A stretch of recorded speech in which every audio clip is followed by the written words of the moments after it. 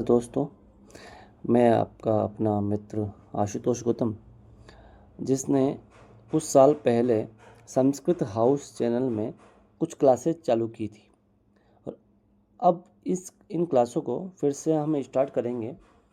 सबसे पहले हम क्लास 6 की दीपकम पुस्तक से प्रारंभ करेंगे और इस पुस्तक में जो भी विषय वस्तु है, इस विषय वस्तु को सर्वप्रथम आज हम पहली क्लास के माध्यम से पाठ पुस्तक परिचय इस अनुसार देखेंगे।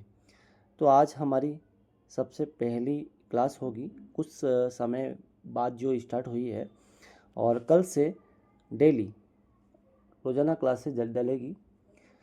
तो जो हमारी पुस्तक है उसका नाम है दीपकम, षष्ठ कक्षायाः जो ये पुस्तक है, षष्ठ कक्षायाः संस्कृत पाठ्यपुस्तकम्। इसके बाद चलते हैं हम आगे।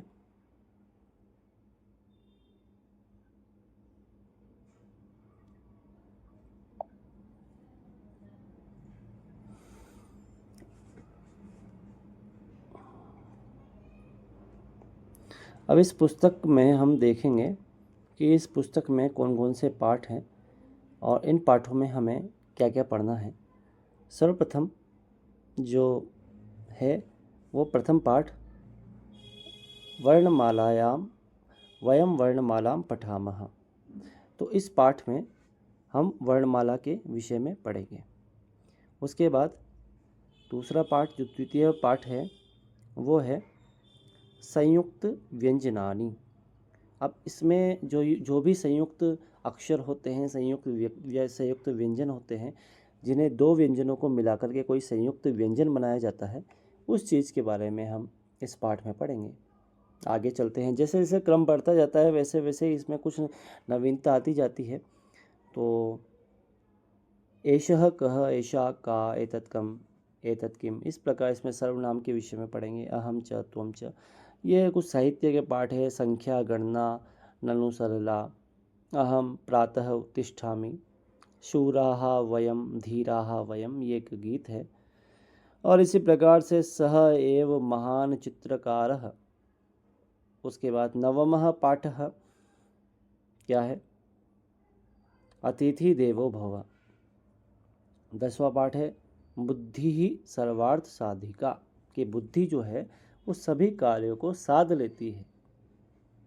और 11वां पाठ, यह न जानाति सह पंडितः, क्षम्यताम, यह जानाति सह पंडितः, जो जानता है वही बुद्धिमान अर्थात पंडित कहलाता है।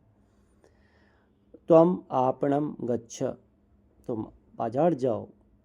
पृथिव्याम त्रीणि रत्नानि, पृथिव्याम त्रीणि रत्नानि, पृथ्वी पर 3 रत्न हैं। कितने रत्न हैं? 3 रत्न हैं।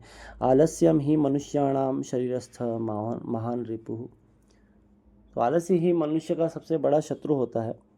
माधवस्य प्रियम अंग, माधव के प्रिय अंग।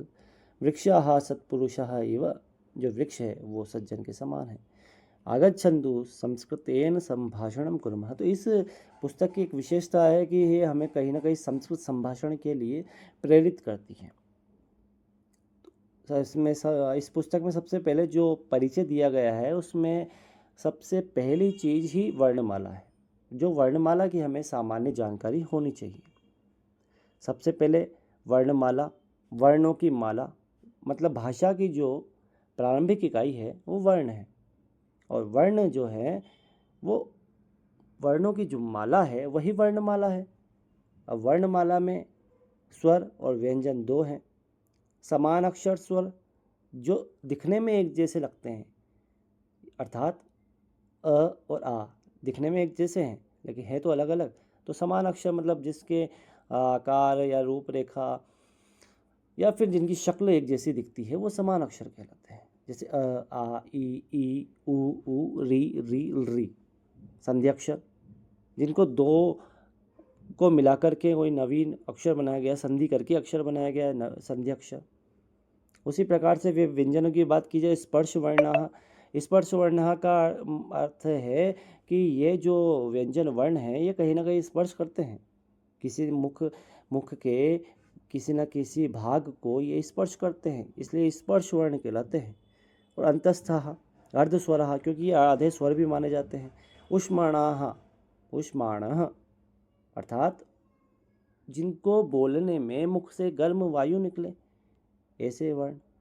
और अयोगवाहो अनुस्वारः विसर्गः, तो विसर्ग क्या है? विसर्ग ये है कि जो दो बिंदियाँ जो हम संस्कृत में देखने को मिलती है, हमें हम लगाते हैं दो बिंदियाँ किसी भी वर्ण के पीछे, जैसे आप देख सकते हैं इस तरीके से दो बिंदियाँ लगा देते हैं हमें, तो उसको तो विसर्ग कहते हैं।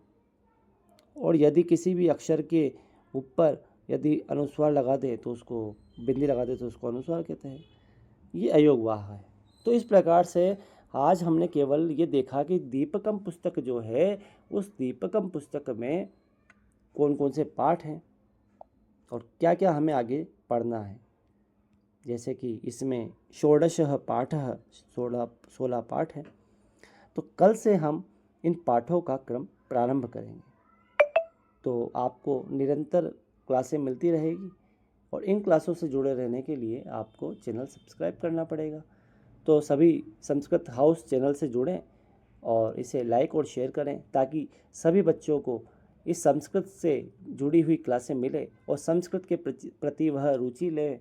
और संस्कृत ही संस्कार देने वाली भाषा है, इसलिए कहते हैं कि संस्कारार्थम संस्कृतम। तो कल मिलेंगे हम पुनः संस्कृत की इस पुस्तक दीपकम के पाठ 1 के पाठ प्रथम के साथ। तो जयतु संस्कृतम, जयतु भारतम।